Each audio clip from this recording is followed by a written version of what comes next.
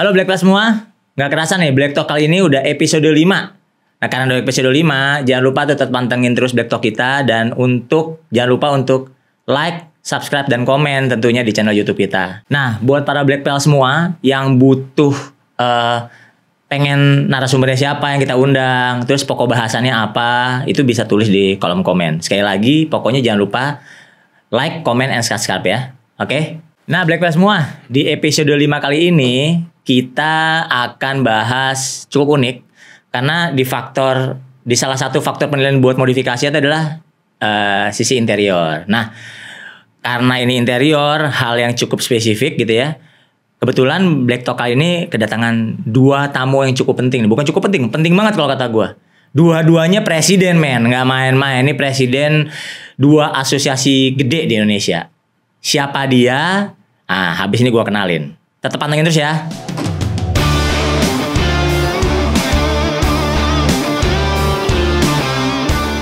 Nah, Black Belt semua. Di sebelah gua sekarang tamu-tamu bro-bro gua nih.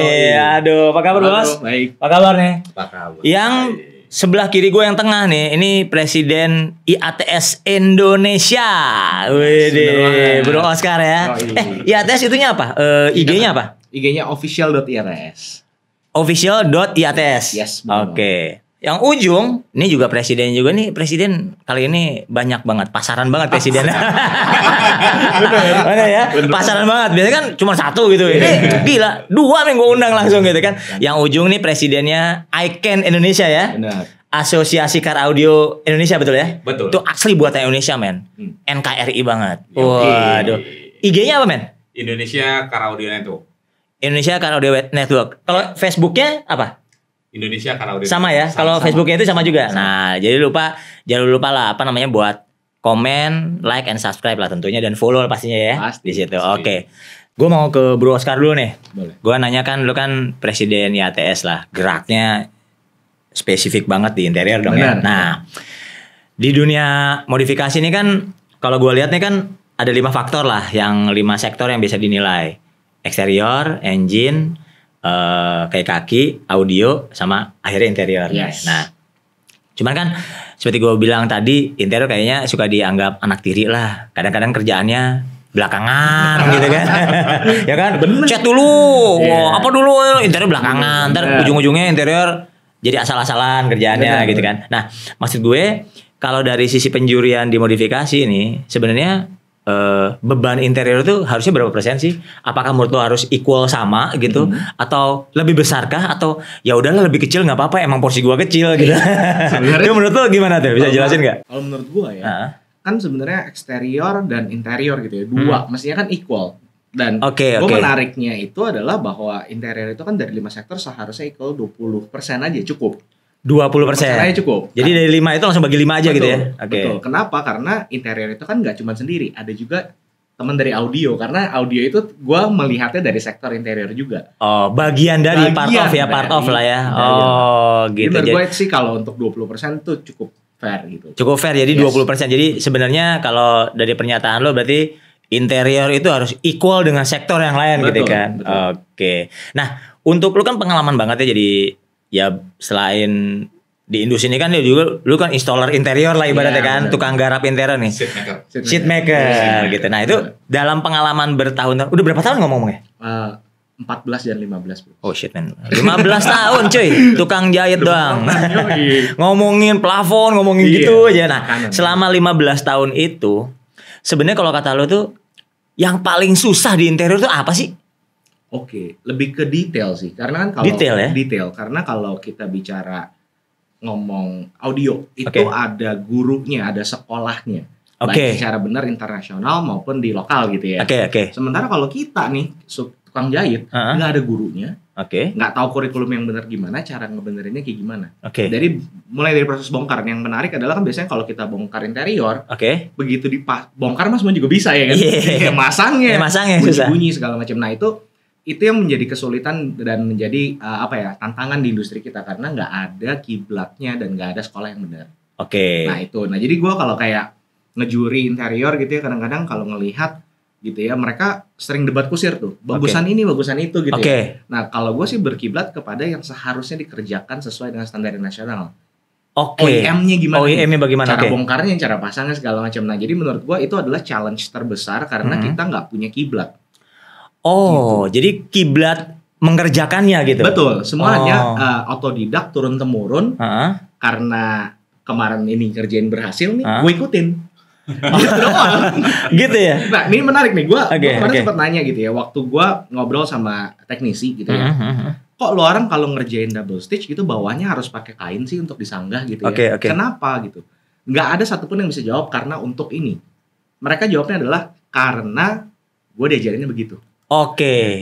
Padahal diajarin benar, belum tentu benar sebenarnya ya. Tanda kutip belum tentu benar. Betul. Nah kan kayak gue bilang tadi kiblatnya OEM, begitu kita bongkar, let's say BMW gitu ya, nggak ada tuh double stitch-nya ada tarikannya gitu, nggak ada ya? Nggak ada. Nah ini kan jadi salah kaprah yang menurut gue menjadi menarik di industri gue ya, detail makanya tadi gue bilang. Dan kadang-kadang masalahnya detail itu yang nggak bisa dilihat mata, mesti jadi pengalaman yang gue makan kulit jok yang bisa ngelihat. Nah itu detail menurut gue yang menjadi challenge di industri. Challenge-nya tuh detail dan tadi standar bongkar pasangnya lah. Betul. Gitu kalau bisa seperti itu ya. Cara pengerjaan. Nah gue ke Ibnu nih, lu kan pemerhati, wah siap nih, gue hormat ya. Lu kan pemerhati lah, lu wartawan senior di Kara Audio gitu kan, segala macam.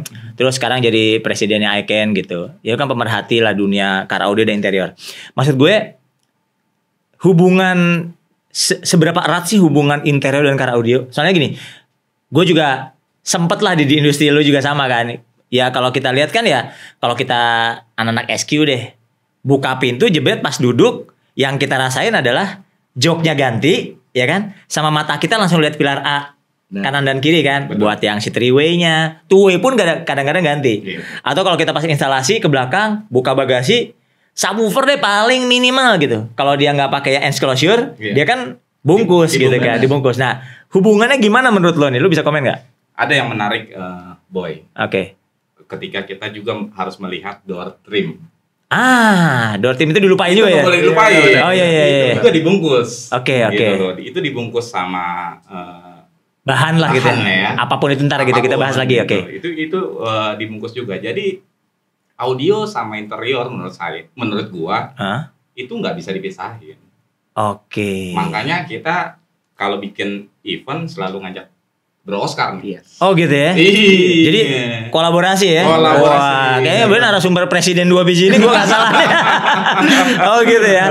Oh gitu. Jadi emang ini saudara kandung lah sebenarnya gitu ya. Nah, gini, maksud gue, tapi kan sekarang kenyataannya di lapangan bengkel audio dan bengkel interior itu dua kerjaan beda, men.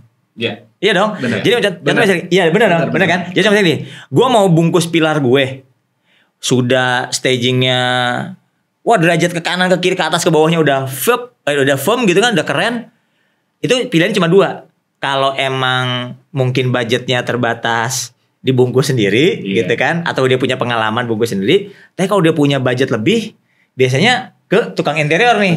Dijahit, dilingkar, dijahit. Bener ya kayak gitu. Nah lu harusnya menurut lo dipisah vendornya apa dijadi satu? Kalau kata lo gimana? Kalau yang saat ini kan ada yang dipisah, ada yang bergabung malah. Oh, ada yang bergabung ya? Gue udah lama gak turun lapangan soalnya. Workshop, kita lihatlah di beberapa daerah ya. Ada satu workshop, dia tadinya bengkel audio, workshop audio. Dan dia sekarang juga main interior. Oh, jadi trennya begitu. Trennya udah berubah. Trennya berubah. Oh, gitu ya. Nah, kalau berkaitan tadi soal asosiasi lo nih, kan itu kan berarti tidak hanya suara dan ada instalasi segala macam gitu kan. Ya, nah, berarti lu ada kerjasama untuk penilaian interior atau finishing gitu, kerjasama sama IATS apa gimana? Iya, kalau di Ken itu ada Kencraft. Kencraft. Itu apa tuh? Jelasin. Jadi di Ken itu ada aturan untuk menilai hasil pengerjaan atau instalasi dari workshop audio. Kosmetiknya lah gitu. Kosmetiknya. Gitu. Nah, kita ada penilaiannya, termasuk salah satunya nanti interior akan bergabung di sana. Dan itu ngelibatin Pak Oscar. Iya. Ini kolaborasi. Gue diajak dong. Pasti dong. Oh pasti ya. Pasti. Next ya. Nah, sekarang ini gue mau nanya nih kan, terakhir waktu berdatang kan, gue nanya kan, lu masih di perkulitan bos gue gitu kan? Gue bilang apalagi gue yang bisanya gitu kan.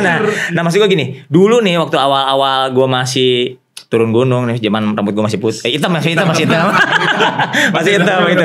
Itu kan dulu ya merek-merek, kita ngomongin kulit asli nih bro. Yes. Yang kulit asli itu banyak banget mereknya. Ada Schweizer, ada Andrew Moorhead, betul ya. Banget. Ada DLO, betul. Ada gue nggak tahu deh ngiklan yang di majalah gue dulu deh. Itu gila, Joe kulit tuh menguasai. Betul. Wah gila di mana-mana tuh ngiklan-ngiklan.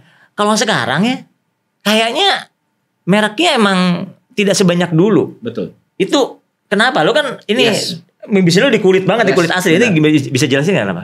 Jadi ada dua faktor sih sebenarnya. Jadi waktu tahun 2015-an kurang lebih ya, itu ada satu titik di mana kulit mentah dunia itu mengalami kenaikan yang signifikan. Harganya.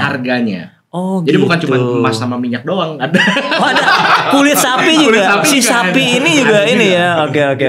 Jadi ada satu pelonjakan sehingga harganya menjadi jauh lebih mahal. Itu faktor pertama. Lalu faktor kedua adalah ada alternatif kulit yang mirip kulit asli, yang mungkin sekarang di microfiber leather gitu, yang lebih sering, lebih affordable, tapi look dan feel-nya mendekati kulit asli. Walaupun nggak mirip lah sebenarnya gitu ya. Jadi buat yang kita ngomongnya apa ya, orang yang fanatik sama kulit pasti akan tetap kulit tetap ya, pasarnya di sini tetap ya. Tetap di sana. Sementara buat teman-teman yang cuma sekedar gue mau pasang gitu ya, tapi udah ada yang affordable nih. Jadi kenapa pasarnya bergeser menjadi banyakan di pasar situ, sintetis dan microfiber, dan perkembangan teknologinya pun udah lebih adem, udah lebih feel-nya lebih kulit gitu. Gitu ya. Nah pahitnya, walaupun sudah lebih murah, kalau yang sebelah ini masang bisa sampai 1 M, gua gotiawe 5 juta ini ditawar. Kurang lebih kayak gitu. Gitu ya. Iya. Jadi kalau karena audio, Twitter aja 150 juta dibeli gitu ya. Gak pakai tawar kan? Gak pakai tawar ya. Rebutan lagi gitu. Rebutan. Kalau yang interior? Interior itu kenapa kita tuh kebanyakan dari kulit asli, makanya cenderung ke bawah karena industrinya itu sendiri diserapnya itu di pasar bawah. Oh, sebenarnya jadi pasar bawah. Karena kalau yang atas mobil bagus ya udah dapat kulit sih ya udah gitu ya. Nah, ini kalau kulit nih gue cenderung gini. Gue dulu pernah punya lah bangun mobil pakai kulit asli. Kalau zaman dulu tuh awal-awal 2000, namanya kulit asli itu kita lihat tekstur kan. Betul. Ibaratnya nggak keriput nih, keriput kulit asli kan. Wah ada panunya nih, gitu. Wah ada bekas korengnya ibaratnya gitu kan, itu kulit asli. Tapi kalau sekarang kita lihat di 3 tahun terakhir, 4 tahun terakhir, kulit itu mulus banget gitu kan. Mulus banget apalagi di mobil-mobil sport gitu. Kita pikir ini kayak kulit sintetik, padahal kulit asli gitu kan. Nah itu terjadi pergeseran tren atau gimana itu di teksturnya tuh? Jadi sekitar 10 tahun yang lalu ya, untuk membuat kulit yang asli seperti napa leather adalah tekstur yang sangat halus. Di sintetis itu belum mampu pada saat itu teknologinya. Sehingga yang namanya kulit napa yang asli itu harus genuine. Nah, beriring perkembangan waktu, kenapa banyak kan sekarang sudah banyak sintetis yang napa nih. Jadi kita sudah bingung nih, ini kulit asli atau bukan. Bahkan yang kerennya adalah sekarang sintetis sudah bisa meniru yang keriput yang tadi tuh. Kalau dipencet dia benar-benar looknya kayak kulit. Nah, itu yang membuat kenapa banyak kan sekarang orang ya udahlah microfiber aja lah karena mirip-mirip gitu. Nah, jadi itulah yang membuat gua rasa bergeser ya industrinya ya sekarang. Nah, gua anggaplah lu sebagai salah satu fanboy-nya kulit asli nih ya. Nah, sebenarnya iya dong. Fanboy-nya dong. Bener kan? Enggak, maksud gue kenapa sih harus kulit asli? Itu dulu deh. Kenapa? Selain lebih mahal dan lebih keren ya. Maksud gue apakah emang kita lebih gak pegel, gak keringetan gitu segala macam. Lu bisa jelasin gak? Jadi kita kan kemungkinan ganti kulit itu dari bahan fabric. Gitu ya. Jadi kita harus melihat dulu mana sih keunggulan fabric, mana keunggulannya kulit gitu ya. Yang jelas menyimpan debu itulah fabric betul. Gitu ya. Banyak kan orang mengganti. Nah, cuman kalau kulit, kenapa kulit asli? Karena kan dia natural product. Dari sananya gitu ya. Jadi ketika di proses pengolahannya pun less chemical. Berbeda dengan sintetis yang hard chemical. Nah, dulu waktu awal-awal itu adalah regulasi mengenai komposisi chemical ini yang berbahaya ini tidak diatur. Gitu. Nah, jadi itulah kenapa kecenderungannya orang menggunakan kulit asli. Karena yang lebih takut polutan itulah. Betul, gitu ya. Betul. Nah, tapi sekarang kalau di Eropa gitu mereka sudah meregulasikan bahwa komposisi kimianya itu maksimum sekian, bukan nggak ada ya. Oke. Jadi eco-friendly lah disebutnya. Jadi sekarang teman-teman bergeser ke sintetis atau microfiber gitu dan sejenisnya karena ada beberapa yang sudah memenuhi standar internasionalnya. Akhirnya makanya industri jalan makanya betul. Gitu. Oh, makanya diterima ya. Diterima, betul. Oh, gitu. Nah, yang serunya ketika masuk di kulit asli sendiri, mereka pun juga memiliki regulasi yang lebih ketat yang nggak boleh pakai krom. Jadi proses pengolahannya itu pakai krom yang lebih berbahaya. Oke. Jadi baik sintetis maupun kulit asli juga sekarang regulasinya jauh lebih bagus. Jadi mereka yang paling bahaya sebenarnya buat anak-anak sih. Karena kan dia kalau kita kena matahari gitu ya, terus chemicalnya menguap ya. dihirup ke kita, itu yang bahaya. Makanya banyak orang yang tetap fanatik, gue maunya kulit asli aja lah selain terjamin lah ya. Betul. Old school tuh tetap lebih baik sebenarnya, katanya begitu ya. Dan emang harga nggak bohong. Harga bohong. Bener. Emang kalau sekarang ya kita ngomong, lu pegang merek apa ya? Wolfsdorf ya. Yes. Oke, kita 2 baris deh. Oke. Berapa tuh 2 baris sama door trim lah? 40 plus. 40 jutaan ya. Betul. Ya jauh masih lebih murah dibanding Twitter tadi ya. Betul. Jauh. Ini udah top end nih. Top notch gitu ya. Itu 40 juta udah mati-mati udah top gitu ya, udah the best lah gitu ya. Nah, lu kan pemerhati gua rasa juga nggak hanya di Indonesia dong. Lu go internasional lah Icon gitu kan. Icon juga ada Icon internasional ya? Singapura ada S-Scan. S-Scan. Oh, jadi I itu Indonesia ya. Jadi belakang Ken mana gitu. Jadi kalau di mana aja, negara mana aja? Negara mana aja yang udah? Filipina, Korea, Thailand, Singapura, Malaysia. Wah, pokoknya ASEAN doang mah. Elah gitu. Pokoknya yang ASEAN doang, pokoknya followernya dari pokoknya Indonesia semua yang bikin ya. Cakep. Nah, maksud gue gini. Kan lu kan kalau gue lihat di sosial media lu jalan-jalan ke sana lah gitu kan. Oh, ngejuri apa gitu kan. Jadi admin lah ibaratnya gitu kan. Nah, di pengalaman lu nih, sebenarnya kalau kita ngomong apa ya istilahnya ya, craftsmanship lah, kerapihan lah ya, segala macam instalasi secara umum ya, di pilarnya, di door trim tadi, di bagasi segala macam. Menurut tuh Indonesia versus si Ken luar negeri tadi nih gitu, anggota-anggota itu gimana menurut lo? Indonesia versus Thailand. Selalu itu. Jadi mendekatinya kalau sama Singapura kita menang lah ya gitu ya. Ya, kita masih oke lah. Sama Malaysia menang lah ya. Harus menang lah.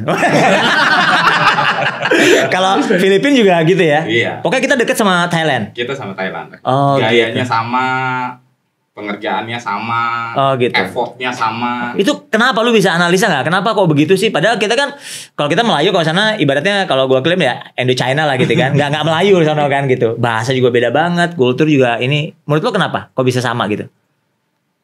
Gua rasa ada edukasi yang sama dari prinsipal Car Audio itu sendiri. Oh gitu. Jadi satu brand Car Audio dia mengeduket di Thailand. Begini bikinnya seperti ini, terus di Indonesia seperti ini, dan hebatnya di Indonesia mudah tuh menerjemahkannya. Menerjemahkannya gampang banget. Gitu. Oh gitu ya. Oh jadi emang tetap Indonesia dan Thailand yang fight ya. Jadi nggak hanya di bola aja berarti ya? Nggak hanya di bola aja ya. Oke, cakep banget. Nah ini kan kalau gue rasa gue sih jujur belum pernah lihat score sheetnya Icon nih, belum pernah ya. Tapi gue rasa ya ibaratnya kan ngarah-ngarahnya ke sana-sana lah, pokoknya ada tone balance apa segala macam gitu-gitu. Nah, itu kan biasanya ya yang gue pahamin ada salah satu poin itu namanya kan apa ya, noise dan rattle lah gitu ya. Nah, ini pengalaman mobil gue nih, mobil gue tahun 2016-17 gitu. Itu rubah jok gitu segala macam. Mobil juga mobil murah lah biasa. Tapi kalau dikasih bass gitu, di belakang nih ada bunyi kerak gitu. Itu dari door trim apa segala macam. Kalau menurut lo nih, berarti instalasi interior yang benar juga akan mempengaruhi si akustik itu sendiri ya? Betul. Lu bisa komen nggak gimana itu? Buat gua itu selalu ada ya. Jadi kita bikin mobil, tantangannya, challenge-nya biasanya bagaimana suara-suara di luar dari sistem audio itu tidak ada. Tapi pada praktiknya kan ketika kita buru-buru untuk tanding, selalu ketemu hal-hal kayak gitu. Iya betul, yang kerk itu kan segala macam gitu. Nah, juri yang baik nggak boleh menilai hal-hal seperti itu karena tidak ada di sistem audio. Oke. Jadi dia mencoba mengabaikan gitu. Iya. Jadi fokus berdasarkan suara yang keluar dari suara yang keluar dari sistem audio. Oh gitu. Tapi kan maksud gue kalau misalnya ada denger gitu kan, misalnya ada door trim belakang bunyi gitu kan. Efek ya. Nah itu kan sebenarnya mengotori suara yang akan keluar. Berarti nilai pun akan berkurang dong secara logika gue sih begitu. Itu logika yang ada seperti itu. Tapi bagi juri yang bagus harusnya bisa membedakan. Itu benar murni dari sound atau itu efek gitu ya. Oh gitu. Jadi sebenarnya ya balik lagi sih sebenarnya kalau kita ngomongin karena audio itu bagian dari interior, instalasi yang bagus berarti interior yang bagus ya berarti ya. Supaya nggak bunyi-bunyi aneh-aneh. Nah betul. Ya bayanginnya udah ngeluarin duit 70 juta gitu kan buat Twitter gitu mah. Kita bete banget dong. Benar. Mendingan wah gue ngeluarin 40 juta aja menjual kulit gitu kan. Bener banget. Nah, balik lagi nih ke bahan nih. Tadi kan kalau gue lihat kalau di bahan berarti ada bahan kulit, kulit asli ya, ada sintetis, terus ada bahan-bahan ini apa fabrik ya? Fabrik betul. Kain gitu ya. Nah itu sebenarnya bahan-bahan ini emang murni kan kita ya udah rahasia umum lah pokoknya import apa China gitu kan. Nah bahan-bahan ini tuh sebenarnya bisa diproduksi di Indonesia. Apa emang kita harus impor atau kalau impor lebih murah atau impor lebih mahal? Lu bisa cerita nggak? Bisa. Jadi justru kerennya sekarang Indonesia sudah mulai mengekspor. Hah? Iya. Bahan sintetis yang diekspor. Kita ekspor. Itu kerennya. Jadi pabriknya di Indonesia? Pabriknya di Indonesia. Wih luar biasa ya. Nah jadi pergeserannya udah cukup keren. Jadi kalau kita ngomongnya sintetis dulu ya. Jadi sintetis itu memang secara khusus sekarang sudah hampir 100% diproduksi di Indonesia. Sudah hampir tidak impor. Hampir 100%. Sementara kalau yang all brand beredar lah. Kita ngomongnya umum-umum aja ya. Umum semua. Udah pasti Indonesia ya? Top 5 brand pasti udah di Indonesia. Nah, sementara kalau untuk microfiber baru beda cerita karena teknologinya lebih advance. Kita masih membutuhkan impor. Gitu. Kalau microfiber ya. Microfiber baru impor. Kalau sintetis sudah mayoritasnya semua kita. Top 5 brand lah paling enggak gitu. Betul, top 5 brand. Kalau di sintetik sama microfiber itu sebenarnya lu bisa jelaskan karena emang kita lagi nggak bawa bahan ya. Itu bedanya apa sih gitu? Jadi gini kan kalau sintetis itu adalah permukaannya tetap sama. Menggunakan PVC atau PU. Bawahnya itu pakai kain. Kita sebutnya double knit. Jadi ada kain yang kita kayak jaring-jaring itu. Yes, betul banget yang warna putih. Warna putih. Itu adalah sintetis pada umumnya. Tapi kalau microfiber, penampilan belakangnya menggunakan microfiber sweat, jadi looknya kayak kulit asli tuh. Gitu doang bedanya. Gitu. Atasnya mah tetap sama. Tetap sama. Tapi memang secara general orang melihatnya bahwa microfiber itu lebih tinggi. Nah, kenapa lebih tinggi? Salah satunya tadi masalahnya karena banyak diimpor bahan bakunya. Bahkan secara utuh diimpor maka harganya lebih tinggi dibanding sintetis. Gitu. Apakah lebih baik? Masih bisa diperdebatkan. Masih debatable ya. Nah, berarti kan anggap itu sama-sama sintetis cuman beda belakangnya ibaratnya gitu kan. Kalau sisi keawetan gimana? Sama? Jadi karena sekali lagi teknologinya lebih maju sehingga dari top surface-nya sendiri pun juga lebih baik. Bahkan ada yang berpori-pori. Jadi lebih dingin. Jadi seperti mirip kulit asli lah. Gitu ya. Karena teknologinya lebih maju ya sekarang ya. Jadi dia ada micro punch disebut. Jadi kayak diperforasi tapi tidak kasat mata. Tapi jadinya bisa lewat angin tuh. Jadi bernafas kayak kulit asli gitu ya. Gitu ya. Kemajuan teknologinya sih. Luar biasa ya. Nah, kalau kita ngomong anggaplah sekarang kan kalau keluarga kayak mobil Indonesia itu kan rata-rata MPV 3 baris lah ya. Kalau sintetik itu range berapa sampai berapa? Kalau si microfiber itu range berapa sampai berapa biasanya? Startingnya kalau sintetis itu tuh di 3,5 plus. Sintetik 3,5 juta ke atas lah ya gitu ya. 3 baris deh ya. Udah sama door trim lah gitu ya. Sementara kalau yang microfiber 5,5 juta plus. Gitu. Karena ada bedanya 2 jutaan ya. Ya lumayan juga ya. Nah, jadi nggak terlalu jauh, makanya orang lebih mikir ya udahlah dibanding ke kulit jauh banget gitu ya. Lompatnya ke microfiber. Sekarang sih seperti itu. Tapi microfiber kebetulan masih impor. Kalau secara looks-nya untuk finishing segala macam lebih mudah mana apa sama aja? Sama aja. Jadi ini menarik kalau kita ngomong pilar ya tadi ya. Kita ngomong di tempel-tempel gitu ya. Kelemahan microfiber adalah karena dia serabut kayak microfiber sweat. Jadi ketika ditempel itu daya rekatnya tidak sebagus si kain tadi. Itulah kenapa tadi kita ngobrol di depan bahwa Kenapa semua orang masih pakai sintetis gitu? Salah satunya kelenturannya dan daya rekatnya itu jauh lebih kuat dibandingkan microfiber pada umumnya ya, secara general ya. Gitu gitu. Nah ini tadi belok nih berarti, Kalau di industri car audio, which is kita fokusnya di interior dan kosmetik berarti ya. Betul. Icon sendiri kan sebagai asosiasi kan. Ada nggak sih berupaya untuk tanda kutip tadi apa ya, ngajarin lah, ngasih tips lah, ngasih masukan gitu kan? Kan pertama-tama kita pasti toolsnya adalah score sheet kita kan. Oh kosmetiknya begini berarti tujuannya supaya memacu kosmetiknya bagus kan. Tapi maksud gue sih Ken sendiri ada nggak kerjasama gitu? Maksud gue gini, sederhananya aja kan mereka pilar-pilar itu kan biasanya curvy ya, bulat gitu kan. Tarikannya meletot gitu kan segala macam. Itu ada nggak sih pihak dari asosiasi lo itu untuk memberi masukan?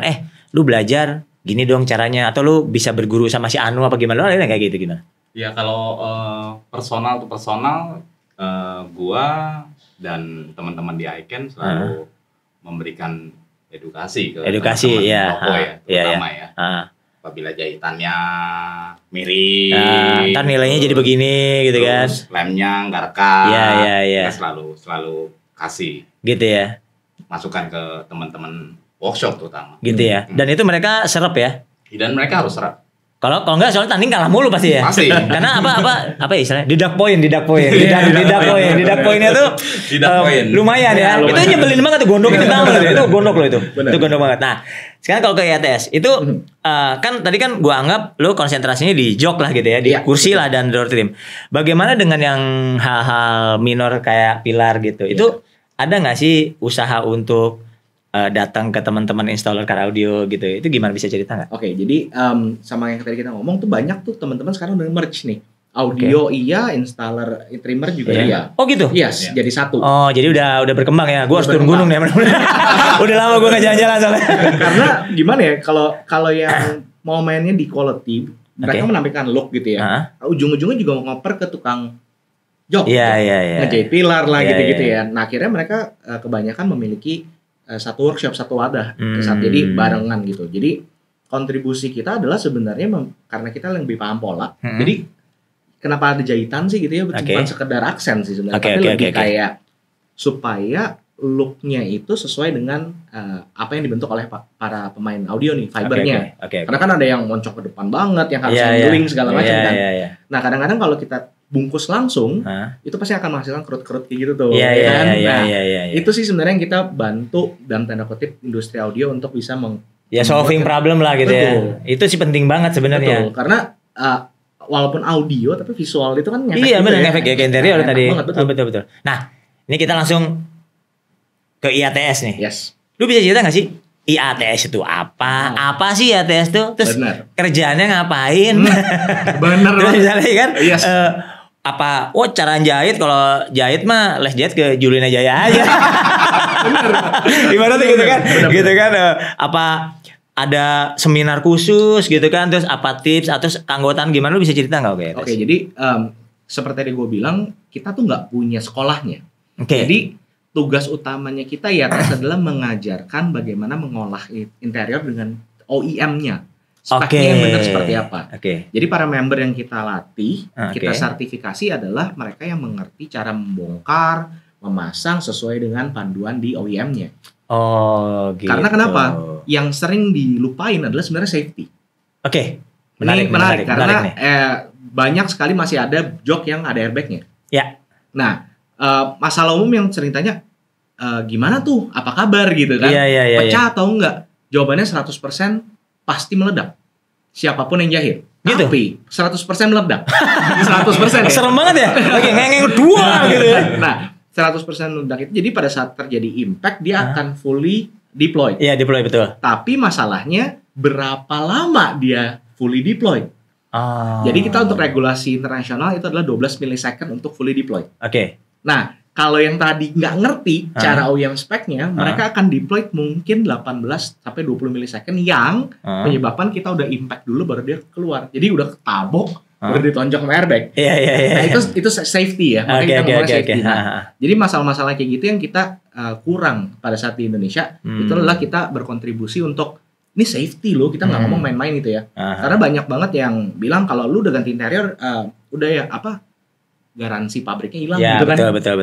Nah itu yang kita coba kemas dan akhirnya kita serap dari OEM. Kebetulan gue sempat punya kesempatan untuk belajar keluar untuk mengerti OEM ini. Oh gitu. Lalu gue sesama inti IATS ini nih para praktisi, kita kemas sebuah kurikulum lah ya, yang kita sebut standarisasi nasional IATS.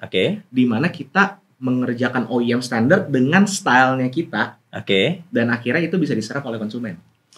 Jadi safety-nya dapat, look dari OEM. Contoh, kita sering nih buka pintu, gue yakin nih bikinan. Iya. Pasti sering banget. Iya, sering banget. Iya. Tahu dari mana gitu kan? Tapi kita punya feel itu aja. Feel, nah, gitu. Itu yang tadi gue bilang letaknya di detail bahwa jahitannya Eropa sama Jepang sama Amerika itu beda loh. Speknya beda. Beda loh. Ya? Beda. Mesinnya berarti beda. Betul. Oh, baru tahu gue. Nah, kenapa di Indonesia karena kekurangan informasi dan mesinnya itu doang. Jadi mau Eropa kayak mau mesinnya Juki nih. Mesinnya overdeck Juki kan. Betul, itu aja. Gitu ya. Nah, jadi karena kita mengerti ke arah detail, jadi kontribusi kita adalah kalau untuk yang mau ganti contoh Bentley gitu. Iya. Masa iya mau kelihatan begitu buka nih gantian nih gitu kan. Iya, ada ini mah jahitan Jepang nih gitu kan.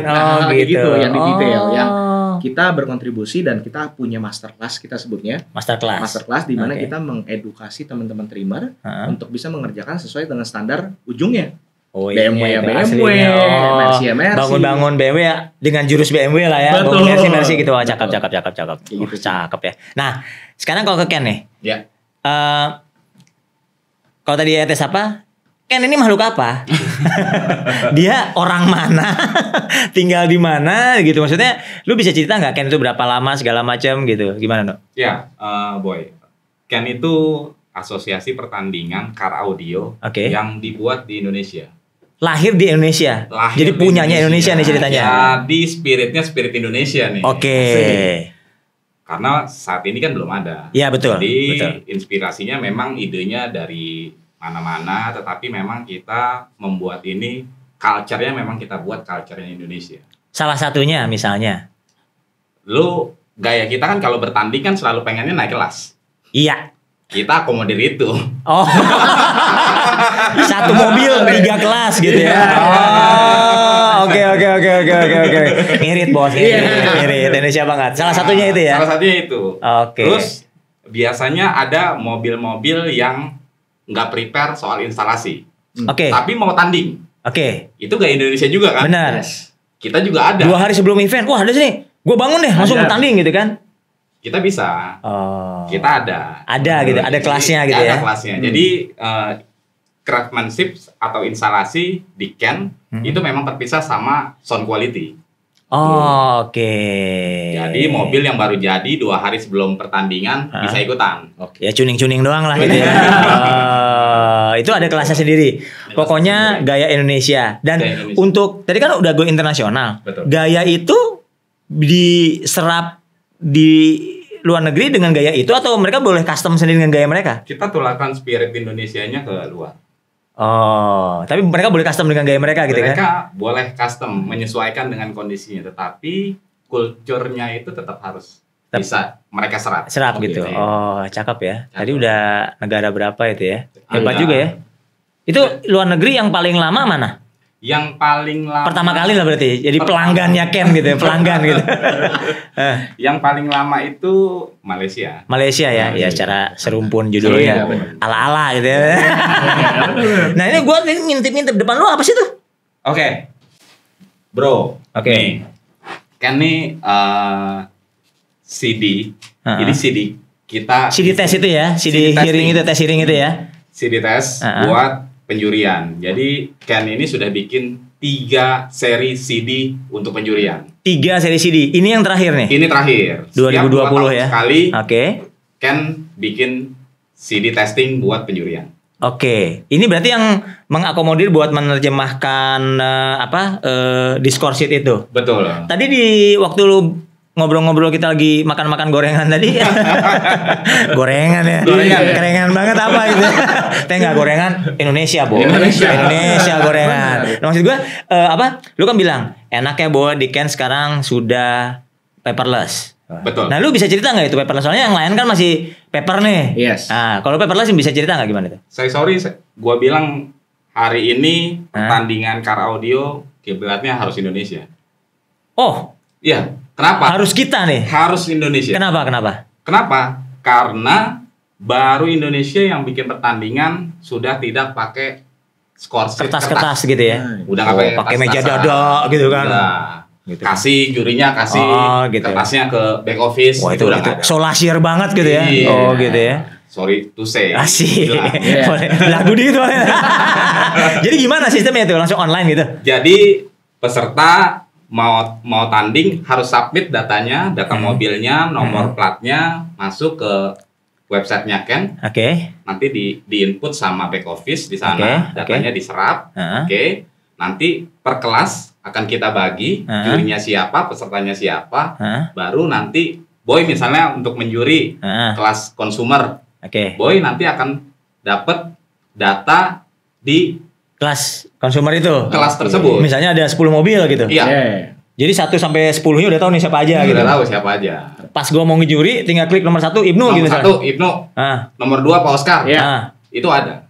Klik langsung isi gitu. Langsung. Dan pakai Android. Oh, cakep. Gitu. Berarti paperless ya? Paperless. Oke. Kita coba kerjasama lah. Ini menarik. Tapi lo harus denger nih, Boy. Oh gitu. Emang isinya apa aja? Ada 4 CD. Oh gitu. Ada CD 1 untuk tonal murni. Ada hampir 14 lagu. Lagu dari Malaysia, lagu dari Korea, lagu dari Indonesia.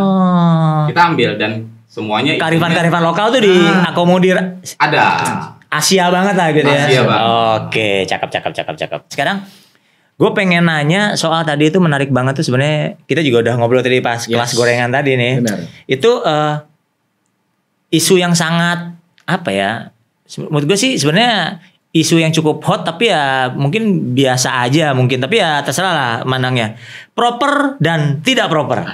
Asik. Ini sebenarnya lucu nih, isu banget ya. Benar. Kesannya wah, proper mah begini, kesannya ada 2 garis gitu. Betul. Merah dan putih gitu kan, proper sama itu. Lu bisa ini enggak sih sebenarnya apa sih proper? Yang apa itu proper tuh dan bagaimana yang tidak proper tuh seperti apa gitu? Kalau menurut gua sih selera itu bebas. Nggak ada yang salah dengan selera. Tapi eksekusinya ada yang proper dan tidak proper. Contoh yang kayak tadi. Kiblatnya mobil Amerika, jahitannya Jepang. Itu berarti sudah bisa dikatakan tidak proper sebenarnya. Betul. Nah, permasalahannya kan adalah ketika kita menjuri gitu ya. Ketika kita menjuri banyak sekali baik dari konsumennya atau pesertanya, baik dari yang ngerjainnya pun gagal paham mengenai konsep proper ini. Nah, kalau bagi gue proper itu adalah yang sesuai dengan tatanan yang memang diciptakan. Karena mereka kan pasti ada hitungannya kenapa harus begini. Ya, risetnya lah, R&D panjang lah gitu ya. Nah, jadi apakah ekstrim itu jelek? Oh tidak, karena selama dieksekusi proper, tentu akan jadi bagus. Ekstrim yang keren gitu. Gitu kan. Ada juga yang pencinta elegan, mungkin lebih simpel, tetapi kalau dieksekusinya nggak proper, juga jadi nggak proper. Jadi nggak proper ya. Betul. Jadi propernya sebenarnya bukan masalah ekstrim dan tidak ekstrim sebenarnya. Betul. Jadi propernya masalah eksekusi. Gitu. Eksekusi, betul. Salah satunya lah gitu. Betul sekali. Nah, jadi yang menarik, ini menarik banget nih karena kan kalau kita lagi lomba gitu ya. Itu ada yang maunya pokoknya pole di desain. Bungkus semua, semakin banyak semakin menang gitu kan. Kesannya seperti itu ya. Nah, jadi ini adalah menjadi menarik untuk kita ngobrolin karena kalau kita lihat secara proper, salah satunya fungsionalitas kan. Iya. Lu tujuannya apa nih kalau lu memang untuk kontes modifikasi tentu go. Pol-polan deh gitu ya. Iya. Tapi kan untuk daily use ya gunakan untuk daily use. Nah, ini kan lebih kembali lagi ke selera gitu ya. Gimana kita caranya untuk menginterpretasi kebutuhan kita karena itu rumah kedua nih interior. Betul. Gue butuhnya nyetir sendiri, gue selalu lihat Google Maps gitu ya. Kalau kenapa gue nggak butuh ada kayak tempat buat handphone, gue sukanya minum, gue sukanya yang nyaman, long run gitu-gitu segala macam. Nah, banyak orang salah, yang penting pokoknya gue dibilang ganti interior udah keren. Lebih kesana dulu lah gitu ya. Dibandingin apa sih namanya kalau kita nih bicara secara desain gitu ya. Kan ada yang sukanya kan ekstrim gitu ya, bukan ekstrim maksudnya heboh gitu ya. Ada yang suka simpel gitu ya. Nah, bagaimana kita bisa meregulasikan dalam sebuah kontes bahwa dua ini sebenarnya bisa berimbang, bisa sama aja sebenarnya. Gitu. Itu masalah selera aja sebenarnya. Tapi eksekusinya betul. Menarik banget nih, menarik. Karena kalau kita eksekusinya justru kalau kita ngomong ranah kontes gitu ya. Semakin banyak yang dinilai, maksudnya plafon diganti, semua diganti, justru celah untuk melakukan kesalahan jauh lebih banyak. Betul. Sementara yang simple, yang clean gitu ya kan dia kesalahannya cenderung lebih dikit. Karena emang lebih dikit yang dikerjain. Jadi teman-teman kalau buat yang mau ganti gitu ya, bebas. Tapi selama dieksekusi dengan baik sesuai dengan tujuannya teman-teman itu sah-sah aja dan itu yang dimaksud dalam proper. Oh, cakep. Gitu. Nah, kalau di audio nih, gue anggap proper dan nggak proper tuh biasanya terlihat di kosmetik. Kosmetik biasanya ya. Kita ngomong yang paling dilihat publik adalah SQL. Setuju ya? Kita SQL dulu ya. Wah, yang satu airbrush gitu. Pas bunyinya gerak. Cara gitu kan. Gue pernah main di event gue itu. Deng gitu, Twitter copot men, bruk gitu, waduh, Mas, ada waktu, lu mau benerin berapa hari gue, ya udah fail aja lah gitu kan. Nah, yang satu sisi kulit biasa gitu kan, tetapi ya benar tadi kata Oscar, maksudnya kalau misalnya kulit kesannya sederhana, tapi dikerjain nggak bener, ya bunyi juga gitu. Nah, lu ada komen nggak di berkaitan sama score sheet lu lah gitu, itu gimana tuh? Ya kalau SQL terutama kita ngomong SQL lah itu gitu. Memang kalau kita kan di Ken itu edukasinya memang kebanyakan di sound quality ya. Oke. Nah, SQL ini juga di Jawa Timur itu kalau pertandingan Ken itu selalu penuh, Boy. Oke. Dari pinggir-pinggir Surabaya tuh banyak turun tuh. Ya karena emang itu pasarnya emang berbeda ya. Betul ya. Penggemarnya itu ada fanboynya sendiri nih, benar-benar. Fanboynya juga kuat tuh. Betul, kuat benar. Nah, mereka rata-rata bertanding antara faktor siap nggak siap tuh tipis tuh. Gimana nih kan? Hal-hal seperti Twitter kemungkinan tidak rekam. Iya. Panel-panel itu ada rongga. Itu sering terjadi. Gitu ya. Kita bisa biasanya kalau sebelum penilaian kita kasih waktu. Sudah siap, kita akan menjurikan. Tapi ketika kita jurikan sesuatu terjadi, penjurian akan jalan terus. Ya, bukan resiko kita lah. Masa kita harus dicurhatin mulu kapan mulai, kapan kelar ya event ya.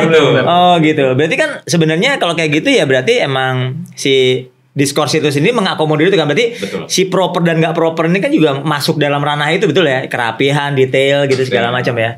Nih, obrolannya seru banget ya. Bener. Nih kagak ada tulangnya, men. Kagak ada tulang. Ini bukan daging aja nih, ini udah kolesterol nih. Nih udah biar santai nih kan. Ini kopi ada isinya, men. Ada. Boleh. Mau sebat. Ya? Sebat boleh, sebat tampil juga boleh. Lanjut nih. Mantap nih. Nah, sambil jalan nih, gue mau nanya soal desain nih. Oke. Gue mau nanya dari interior secara umum dulu nih ke Bro Oscar. Ini kalau lu kalau jalan-jalan ke luar negeri, apalagi tadi lu bilang kan sempat sekolah ke luar negeri, maksudnya ada seminar bareng gitu kan, segala macam. Kan lu pasti bisa lihat kualitasnya lah, bedanya. Artinya gua nggak bilang Indonesia lebih jelek, tapi maksud gua ada nggak sih benang merahnya Indonesia tuh biasanya begini secara desain gitu. Kalau kita mau mengcustom lah ibaratnya. Kalau bule itu bagaimana tuh, Asia pada umum gimana, lu bisa komen nggak? Bisa. Gue punya teori satu sih sebenarnya. Jadi kebanyakan orang Indonesia karena otodidak, gitu ya, kayak zaman dulu kita kalau Kijang mau diceperin, pokoknya semua dengan cara-cara ala Indonesia, akal-akalan gitu. Nah itu yang teorinya adalah di mana kita sebelum nyebrang ke proper, kita menguatkan kreativitas. Nah jadi kalau ngomong masalah desain, Indonesia itu top banget dan bahkan menjadi kiblat di seluruh dunia. Kiblat lagi, Bang. Yes, kiblat. Apa nih ceritanya? Menarik. Jadi gini, kalau kita ngomong interior secara tuner interior gitu ya, kita bisa lihat cuman kayak let's say Brabus, Spencery gitu ya, yang bener-bener udah top notch. Tapi kita sebagai desainer interior itu sekarang mereka mengikuti dan mengcopy model-modelnya kita. Itu kenapa dibilang sebagai kiblat. Gitu ya? Sampai ke Amerika, mereka sudah mengcopy dan bahkan kita lagi dalam tahap menuju ekspor sekarang. Oh ya? Sekarang, yes. Ih, cakep banget ya. Nah, jadi secara desain itu karena kita lebih kaya, yang kita perlu kuatin atau benahi adalah tinggal yang tadi, proper OEM-nya. Desainnya udah bagus, tapi mendukung safety, mendukung OEM segala macam, kita udah bisa ekspor. Kalau semua faktor itu terpenuhi, wah cakep loh. Kagak ada lawan ya. Kagak ada lawan. Saya gue inget banget di awal-awal 2000 gitu ya, masih aktif ngejuri gitu segala macam, kayak jok-jok model sofa tuh zaman dulu ya. Nah kan nemu di luar negeri. Betul. Dan kita doang. Gila di jok sofa. Terus ada yang dianyam. Jadi bahan sintetik itu dibikin segede-gede sabuk gitu, dipanjangnya dianyam-anyam gitu. Jadi ya cuma di kita terlepas rapi atau tidak rapi belakangan, tapi idenya yang harus kita hargai ya. Betul. Luar biasa ya. Bener banget. Dan kita akan ekspor itu. Betul. Ih cakep ya. Ekspor. Tuh Black Pals. Jangan kecil hati di Indonesia. Ini interior aja nih, aduh. Kita bisa berbicara banyak nih. Betul. Nah sekarang ke audio nih. Iya. Kalau di bagian dari kosmetik sini kan bilang tadi sama Thailand ya. Sebenarnya kalau menurut lo sebagai orang Indonesia, kita kalahnya dari Thailand. Kita kalahnya dulu dari Thailand. Itu apa sih desain atau kerapian? Terus menangnya apa kalau dari Thailand? Kalau kata lo sendiri? Kalau di Thailand itu sebenarnya jumlah toko itu banyak. Jumlah toko itu banyak. Lebih banyak di Indonesia? Lebih banyak dari Thailand? Indonesia. Oh gitu ya? Oh gitu. Yang main-main kontes itu? Yang main-main kontes itu banyak. Oh gitu. Dan dia kalau misalnya pertandingan di Bangkok itu banyak dari daerah luar Bangkok itu datang ke Bangkok. Gitu. Depoknya Bangkok, Bogornya Dapur gitu ya. Ya kan gue nggak tahu katanya apa. Oh gitu. Nah itu kalau banyak itu emang semuanya rata-rata dengan style yang sama apa gimana ya? Tingkat mereka untuk bikin mobil, instalasi itu sudah jauh lebih dari kita. Sebenarnya gitu loh. Mereka edukasinya lebih dapat duluan daripada Indonesia. Oh gitu. Gue ingat banget soalnya kalau di instalasi yang kayak apa ya? Kabel yang dilenggung-lenggung gitu kan. Itu emang duluan sana sih benar. Duluan sana. Itu saya yang di aki itu ya kalau lihat dibuka aki itu kalau apa si Ricky Mobiltron itu dia coklat apa? Yang dari tembaga itu? Ya, coklat. Yang coklat itu kan, yang kayak gitu kan itu duluan sana juga ya. Duluan sana juga. Jadi tembaga dibor-borin gitu segala macam jadi kayak terminal bagus gitu emang duluan sana ya. Duluan sana. Tapi akhirnya kita boleh nyusul dari kiri lah ibaratnya gitu. Oh gitu. Berarti kita nggak kalah lah kalau di akal-akalan sebenarnya itu ya. Oh gitu. Cakep juga ya. Nah, akal-akal yang bagus. Akal-akalan yang bagus ya. Oke. Nah, kalau dari sisi gue belok dikit ya ke tuning ya. Lo kan juri juga lah gitu. Sebenarnya kemarin nih episode 4 itu gue ngundang Komaslim. Kata Komaslim tuh kalau soal suara boy kita harus bangga sama orang Indonesia. Susah lah lawan orang Indonesia kata gitu. Bener nggak kalau kata lo gimana? Komaslim itu salah satu juri Ken. Oke. Oh dia juri Ken juga ya? Certified Ken. Oke, terus? Benar. Yang dikatakan Komaslim itu benar. Jadi tuner di Indonesia itu sudah merata. Di Surabaya ada, di Jakarta ada, di Jakarta aja ada banyak. Banyak benar. Terus di Jawa Tengah ada juga. Dan kualitasnya bagus ya. Go internasional semua lagi ya. Go internasional. Dan yang jadi juri internasional juga banyak ya. Banyak. Gila ya. Jadi secara keilmuan, pengalaman, edukasinya hampir rata. Gitu ya. Betul. Cakep banget ya. Ternyata ya nggak boleh kecil hati di Indonesia ya. Jangan. Ya, harus tetap. Apalagi masa-masa begini ya, harus jadi satu gitu ya. Harus jadi satu. Nggak bosan nih, padahal cakar-cakaran mulu gue bingung. Cakar-cakaran dia hari. Oh nggak cakar-cakaran tuh tuduh-tuduhan gitu, capek. Tapi, nih sebelum kita closing nih, gue pengen nih kan, ini tamu-tamu kita nih presiden men level top level nih. Waduh, nelpon mereka nggak segampang. Wah, gitu. Maksud gue gini, ini dari YATS nih, kasih tips dong. Ini Black Pals semua kan banyak yang main. Udah, gue yakin nih di rumahnya udah yang mau potong kursi nih. Wah, potong pintu. Wah, udah duitnya udah banyak nih, duitnya udah banyak. Benar. Tapi ada juga yang duitnya dikit kan. Betul. Baru yaudah Senin Kemis lah gitu. Iya benar. Duitnya juga, tapi pengen main interior juga gitu kan. Itu kan harus diakomodasi. Nah, betul. Bener nggak boleh. Betul banget. Wah, lu nunggu mahal aja nggak bisa kayak gitu, betul ya? Setuju banget. Maksud gue, lu bisa ngasih apa gitu? Sesuatu yang inilah yang membangun tentunya gitu ya. Jadi kan kalau tadi Ken sudah sebagai di industri Ken dia pertama kali melakukan online. Jadi menggunakan teknologi gitu ya. Nah, YATS sendiri juga sudah mengembangkan ini bro, aplikasi. Apps nih dengan apps yang lu bisa pilih model sendiri. Modelnya seperti apa. Dan ini bisa teman-teman dapetin Yang penting adalah stylingnya, modelnya. Terlepas budgetnya berapa, bahannya apa, itu sesuaiin dengan budget teman-teman. Jadi kita hanya semua desain-desain terbaru, model-model terbaru yang tadi panas, entah kita jadi kiblat atau kita melihat dari teman-teman di luar, channel luar, itu akan ada di aplikasi ini. Apps-nya apa namanya? IATS Imagine. IATS Imagine. Betul. Itu ada di Play Store sama di iOS. Betul. Nah, jadi kenapa gratis? Kalau penting sama ya. Tapi ngambil ini sekadar itu gratis ya. Gratis. Jadi gini, karena kita sebagai konsumen pengennya adalah desain ya, seleranya, desainnya ya. Iya. Dan ketika kita suka dengan desainnya, kita harus bisa menyocokkan dengan budget yang ada di kita gitu ya. Nah, kita mencoba akomodir itu dengan cara teman-teman bisa melihat komposisi warna yang di teman-teman suka. Misalnya mau merah campur hitam dan lain-lain, itu bisa dilihat langsung dan bisa disesuaikan dengan koceknya teman-teman. Disesuaikan lah. Betul. Nah, jadi ini merupakan terobosan karena ini adalah sebuah aplikasi yang kita bangun in-house Indonesia, build in Indonesia. Sekali lagi NKRI lagi nih ya. NKRI, benar. Nah, itulah kenapa tadi kita ngomong ekspor, karena kita sudah memiliki sebuah fasilitas wadah untuk teman-teman di luar sana melihat mobilnya apa, modelnya mau seperti apa, komposisi warnanya seperti apa, dan kita sudah punya aplikasi untuk mengatur jadwalnya. Jadi mereka pesan langsung otomatis masuk ke jadwalnya kita, dan kita langsung bisa ekspor. Luar biasa.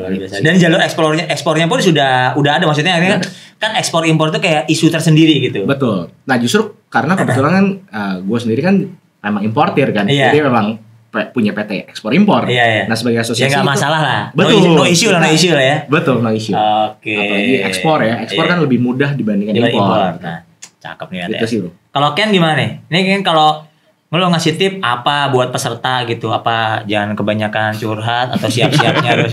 Lah, kalau gue kenapa ngomong kebanyakan curhat? Gue kan penyelenggara juga kan. Gitu tiba-tiba, "Mas, sorry Mas. Tadi waktu di jalan kena batu nih." Nah, gue bilang mau Godzilla kayak mau apa, T-Rex yang lewat ya gue gak peduli, yang penting ya kan. Ya kan curang dulu kerjanya ya kan. Bener ya? Jadi gimana, lo bisa kasih tip gak kalau di Ken? Boy mau tanding, Pak Oscar mau tanding, ya udah siap, ready, kita bertanding. Sudah tidak ada lagi alasan ketika penyelenggara bikin technical meeting kan yang sering terjadi begitu, Boy. Iya, technical meeting curhat gitu kan. Mobil lagi saya kerjain nih 2 hari terus lagi. Terus bangga banget lagi. Ini baru saya selesai malam-malam gitu. Bangga banget gitu. Tiba-tiba di pertandingan gak bisa tanding. Nah, itu yang kita pasti sering ketemu tuh, problem-problem seperti itu tuh. Makanya kalau dari gua ya, gua berharap peserta ketika technical meeting sudah kita announcement nomor urut, udah langsung mobil ready. Gitu ya. Nggak pakai babi bu lah pokoknya. Nggak pakai alasan pokoknya apapun. No room for mistaken lah gitu ya. Soalnya gini benar-benar. Soalnya orang curhat. Orang tuh jadi kesalahan tuh kayaknya bagian dari pertandingan itu gitu. Iya kan? Betul. Mas, saya kan baru ngecat, baru ngecat kemarin. Gue nggak mau denger lah yang begitu-begitu kan. Ibaratnya bukannya kita nggak mau dengar, cuman kan artinya kalau kita dengerin satu harus dengerin semua dong. Betul. Dan pasti curhatnya kan macam-macam kan. Yang belum dikasih jajan sama mamanya, lagi diputusin, lagi putus-putus sama pacarnya segala macam gitu kan. Masa kita dengerin kayak gitu? Aduh, luar biasa banget nih. Black Pals nih gimana nih obrolan seru ya? Sekali lagi gue mau nginget nih Black Pals semua. Pokoknya jangan lupa like, subscribe dan komen tentunya. Nah, untuk episode berikutnya Black Pals semua mau nentuin, mau ngasih saran lah apa nih idenya, sarannya seperti apa, judulnya mau apa, narasumbernya mau siapa, boleh lah tulis di kolom komen. Atau mau nanya-nanya soal IATS tadi sama Ken, boleh ntar tanya di kolom komen, ntar gue boleh bantu sundul sama presiden-presiden ini. Cakep banget obrolannya. Thank you banget bos. Thank you banget. Jangan kapok ya Black Talk berikutnya ya. Kalau ada pokok bahasan yang itu siapa tahu tadi komennya undang lagi dong IATS. Iya dong. Kita bikin lagi di sini dengan episode berikutnya ya. Oke. Sampai ketemu lagi di Black Talk episode berikutnya. Tentu saja tetap pantengin di channel YouTube-nya Black Experience. Sampai ketemu lagi ya. Bye.